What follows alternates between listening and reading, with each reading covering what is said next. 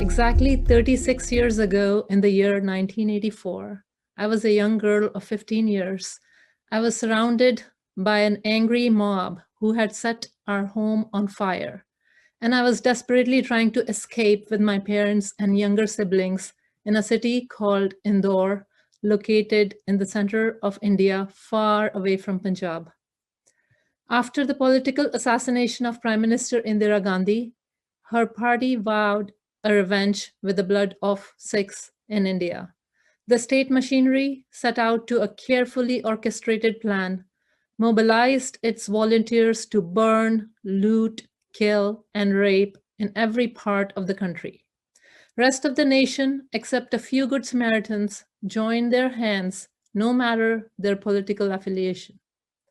After facing 3 days of terror, arson, and assault, we somehow escaped the hands of the mob, all five of us running in different directions. We had barely made it alive, but my three cousins were not so lucky.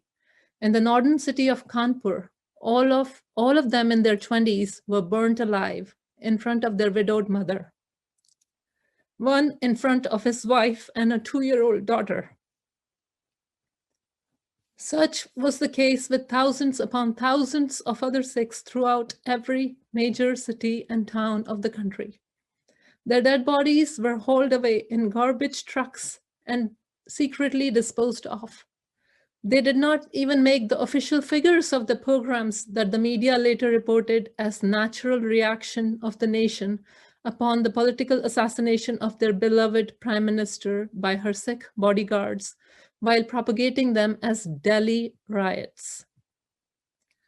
For 36 years, my generation has been living with the oozing wounds of 1984 that will never heal.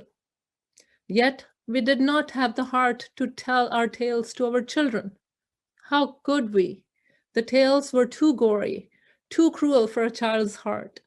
And for years, we were made to believe that somehow we ourselves were responsible for this carnage. There has not been one single book about 1984 that would have educated our children about the recent past. For years, I have been fearing what happens when my generation is gone, carrying our wounds alone without telling our children what really happened. That is why I wrote this book. Post 1984 and until the mid-1990s, disgruntled by the June and November genocide, Punjab entered a period of civil unrest in its quest for sovereignty. Backed by the government, the Punjab police and national security forces went on a killing spree to curb the insurgency. Along with the armed militants, the police also picked up their innocent families, neighbors, sometimes all the young men of the entire village they belonged to, their aging mothers and their fathers, their wives and their sisters, unlawfully detaining them, torturing and killing them in faked encounters, and secretly disposing of their bodies, just as they did in the June and the November pogroms of 1984. But this time, one man was determined and destined to end this business of secretly disposing of the dead, and set out to unearth the enormity of the genocide by collecting the evidence of the crime in order to bring the truth to the world, in order to stop it. He gave his life in search of the lost sons and daughters of Punjab, 25,000 of them. Hence, his story is not his alone. It is that of all disappeared men and women of Punjab who were denied not only a right to live, but a right to their last rites, who were denied the right to be counted, whose stories we never told our children. It has been 25 years that Jaswant Singh's extrajudicial murder brought human rights abuses against Sikhs to the light of the world. And in these 25 years, we have almost started to forget him. The work he had started is almost at standstill, since a few efforts that you heard about. While an entire generation is gone, the eyewitnesses are dying off, the proofs are being destroyed, documents from the crematoria where the mass cremations took place are being sealed. After the genocide, the government is banking on the memory side of our people. But we won't let that happen, would we? We will pass on the story of the 20th century Punjab to our children. And that is why I wrote this book. Our children have grown up embracing and loving their neighbors, have learned from civil rights leaders and human rights defenders from around the world. They stand up for Black Lives Matter in the USA and the Indigenous lives in Canada. They stand up for the violation of the Kashmiri rights and Dalit lives in India. Yet they don't know how badly they themselves have been wronged and that they need to stand up for their rights as well. They need to be inspired by their own heroes like Jaswant Singh, who spent his life standing up for others, the laborers, the peasants, the poor, the Hindus and the Muslims. When it came to standing up for his own, he did exactly that too, and with all his might, while teaching us that Khalsa was formed to defend the human rights of all. But if you cannot defend your own rights, you will not be able to define Khalsa to the world. So our children can learn from our own heroes about their own past and chalk out a plan for their future. That is why I wrote this book.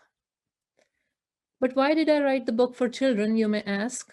I believe that if we don't educate them through our stories when they are young, they will most likely shun the topic when they are older and be content in believing what they have been fed via the state-sponsored propaganda on the internet.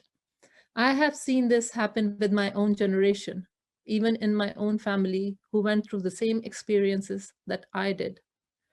Teaching history to the children provides them with a sense of identity. It improves their decision making and judgment and shows them models of good and responsible citizenship. It also teaches them on how to learn from the mistakes of others. It helps them to understand change and development. History provides them a context from which to understand themselves and others. I refer to this Native American saying often, you don't know where you're going until you know where you're coming from. Without teaching them the 20th century history, how do we expect them to shape the 21st century? But since this book is for children, it has to be engaging and stimulating and be full of good moral examples for them to follow. And that is where our hero and his thinking at every phase of his life comes into play as a role model for our children to follow, even when he was as little as the age group I wrote this book for.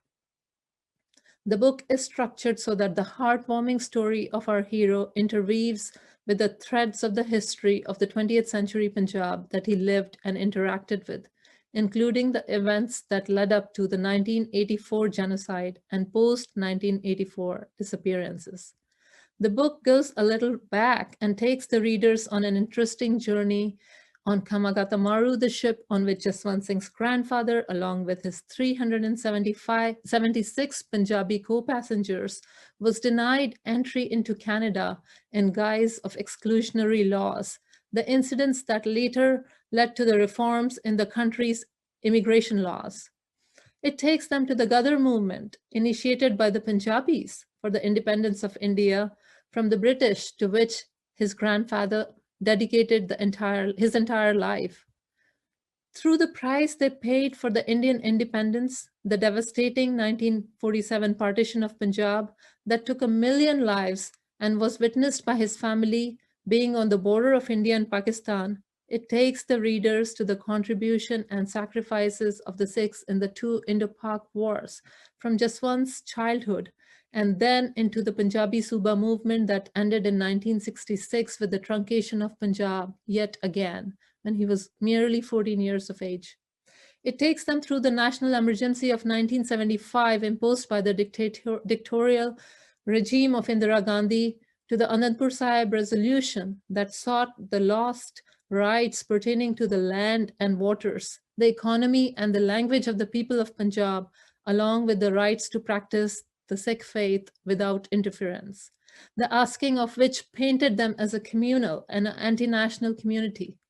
It discusses in details Jaswant Singh's views on the resolution and the philosophy behind his views. It takes them through the provocation of 1978 that led the Sikhs to take up arms against the government, to the massacres of 1984, leading up to the mass disappearances and illegal cremations until 1995, until Jaswant Singh's own disappearance.